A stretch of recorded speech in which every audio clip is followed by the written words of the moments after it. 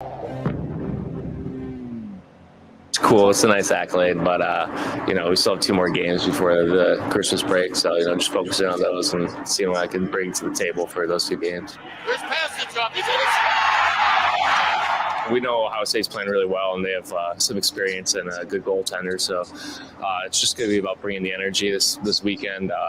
Like you said, we have 2 games left, and it's just there's no excuse to leave anything out there. We got a nice long break after this. Some guys going to World Junior, so it's just making sure that we bring it both nights because those are huge 6 points. All right, welcome in on this Friday. Yeah, it is a party. It's a party because you got Michigan playing Ohio State in hockey for 2 games, and we are pleased to bring in the play-by-play voice of Michigan hockey, Al Randall. You see him on the screen right now. Al, how are you? I'm doing great. Got some little history to this ring. Michigan and Ohio State played here for the first contest. It wasn't a concert, it wasn't a basketball game. It was a hockey game on January 2nd, 1999. And it was after the New Year's. And if all the people recall, that was the huge snowstorm and ice storm that hit Metro Detroit. And it paralyzed Metro Airport. Matter of fact, I think there was a lot of lawsuits that were involved of passengers that were on planes for 10, 12, and 14 hours that they couldn't get off planes. But we had a game here on January 2nd that year. The place was packed. It was a brand new arena. It was just open, and it was a win for Ohio State. Actually, they won 1-0 in that game. But that was back a long time ago. Yeah, and we should say you were calling the goal for Michael Pashistov there. He was the number 1 star in the Big Ten. Pasta getting the number 1 stars. I mean, you see the Value City Arena, and you can hear the Zambonis zipping around. We'll do our best here, and to hear what you have to say about this weekend series against the Buckeyes. You know what, Al? I remember the little rink that they played at before the Value City. I went in there. It was like it really was a tin shack. You went in there, and I remember I looked out where the broadcast was, and you were probably 10 feet from the ice, kind of hanging over there. It was a nice proximity, but that place is, I would say, 1,000 times better.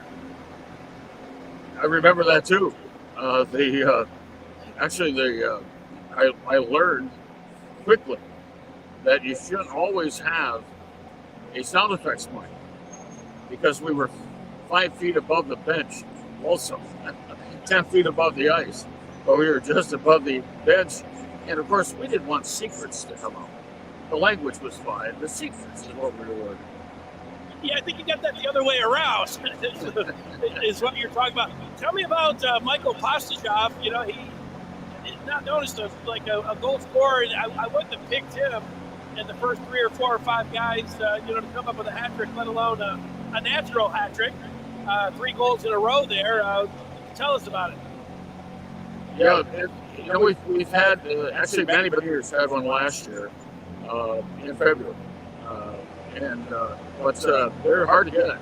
They're very, very few and far between in Michigan history.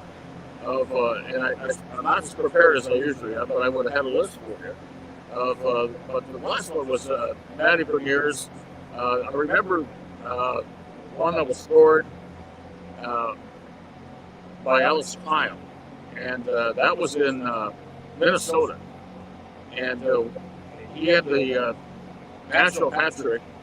And that was the last time that a Michigan player, that was in 2016, had scored a hat trick against Minnesota. So they're few and far between. You see them every once in a while. And you wish you had more. But Mike Pastujov has been playing his best hockey of his career. That's why he came back. That's why Mel asked him to come back. And I think he made a great decision. And, of course, he was on the Mel Pearson radio show the other night. And he was echoing the same sentiment. Yeah, tell me, you got Al Randall. He's down there at the Value City Arena, Michigan hockey.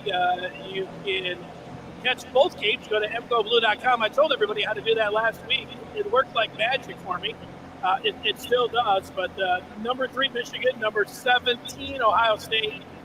Both of those games are on TV, and you can hear with Al Randall. Tell me, go back last week, Al, because the first period was an onslaught. The Gophers were all over the Wolverines, and then Michigan returned the trick the next night.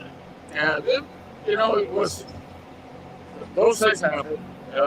Minnesota jumped on Michigan early, and the one that was the killer was the one just before the first period ended. There was only like a half a minute left. That's a killer. That's hard to get back. You can come back on 2 goals. 3 goals is very hard in hockey. I remember Coach Harrison used to say, first team to 3 wins. And that's usually right. I think Michigan has won every game this year except for one when the opponents have scored less than 3 goals. And that was beating Lake Superior 7-4. All right, Al Randall, it's 7:30 tonight, 8 tomorrow. Do I have that right, the times? 7 o'clock tonight. Okay. 7 o'clock tonight, 8 o'clock tomorrow. All right. They have a basketball game here tomorrow, so it's always interesting. I've seen them. They get an army.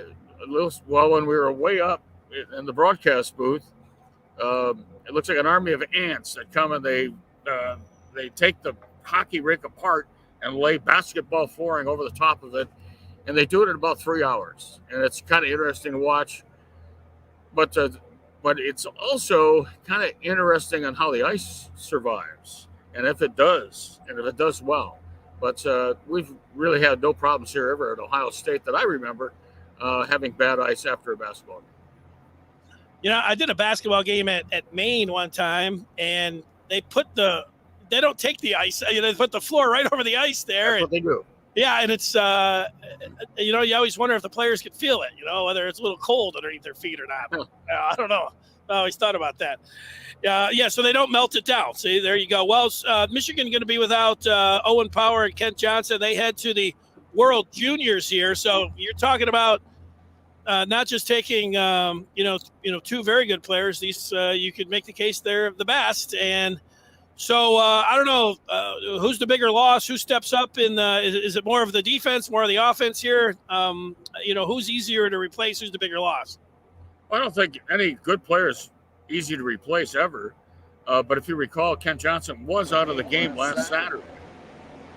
He was not feeling well, and Mel Pearson held him back for that game on Saturday, which was a win by Michigan. So does Michigan have players that they can put in their place? You bet they do.